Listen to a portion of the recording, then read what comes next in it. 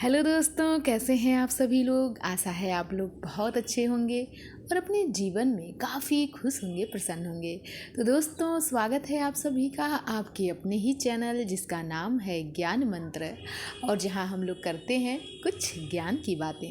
प्यारे दोस्तों, आज की ऊर्जा लेकर मैं प्रस्तुत हूं, और आज की ऊर्जा का जो टॉपिक है वह है प्रार्थना का लक्ष्य। दोस्तों, प्रार्थना तो हम सभी करते हैं, और प्रार्थना का क्या लक्ष्य होता है। लक्ष्य तो जरूर होता है, कुछ न कुछ सबका लक्ष्य होता है जब हम प्रार्थना करते हैं ईश्वर की तो। लेकिन आज की जो यह ऊर्जा है वह इस टॉपिक के माध्यम से कुछ न कुछ हमें ज़रूर संदेश देना चाहती है। तो चलिए दोस्तों, बढ़ते हैं आज की ऊर्जा की ओर और देखते हैं कि आज की ऊर्जा हमें क्या कुछ संदेश देने वाली है।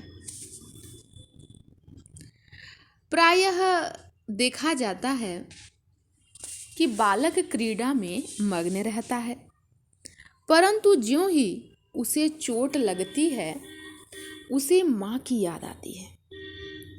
ऐसी ही स्थिति हमारी है। हमें ईश्वर कब चाहिए? जब हमें किसी प्रकार का कष्ट हो, जब हम धन से हीन हों, जब हमारे किसी प्रिय का हमसे विछोह हो जाए, जब हमारी कोई आकांक्षा मूर्त रूप न ले पा रही हो, अक्सर तभी हमें ईश्वर का स्मरण हो आता है।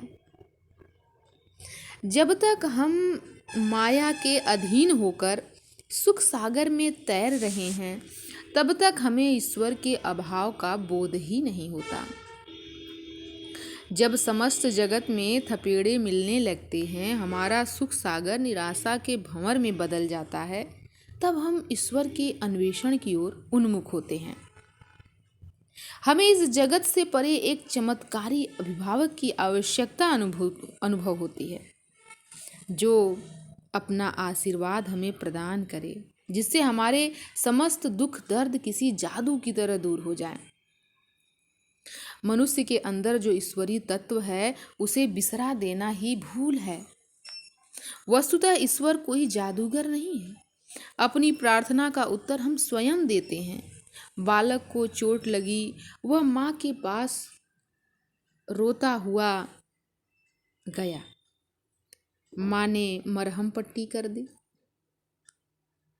पर उसकी चोट उसके अपने अंदर की शक्ति से भरी। महात्मा गांधी ने कहा है कि प्रार्थना मांगना नहीं है, यह तो आत्मा की लालसा है। प्रार्थना में शब्दों के बिना हृदय का होना, हृदय के बिना शब्दों के होने की अपेक्षा बेहतर है।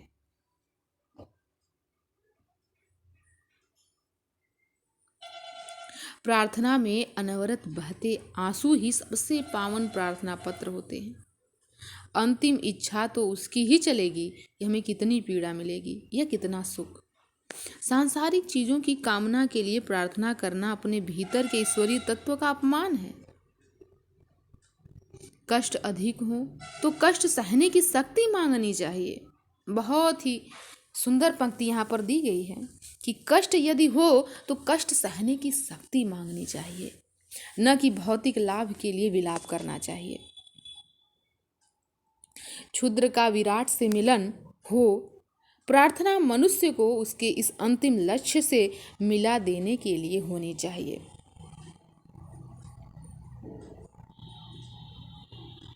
बहुत ही सुंदर ट्विंकल तोमर सिंह जी के द्वारा आज की यह ऊर्जा हमें बहुत कुछ सिखा गई। और सबसे महत्वपूर्ण बात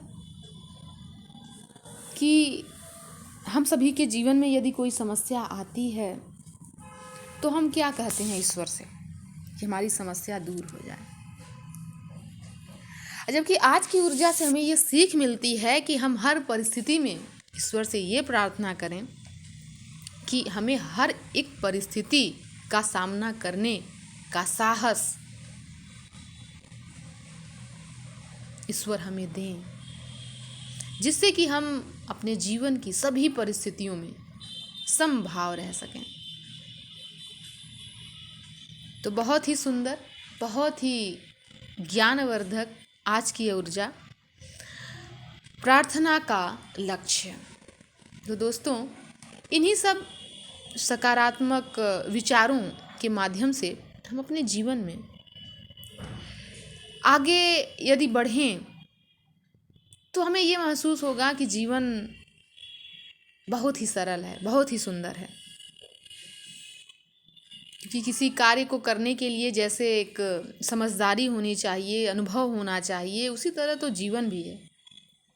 यदि हम जीवन को सुंदर बनाना चाहते हैं तो उसके लिए भी जीवन को अच्छे प्रकार से जीने के लिए हमारे अंदर एक समझदारी विकसित होनी चाहिए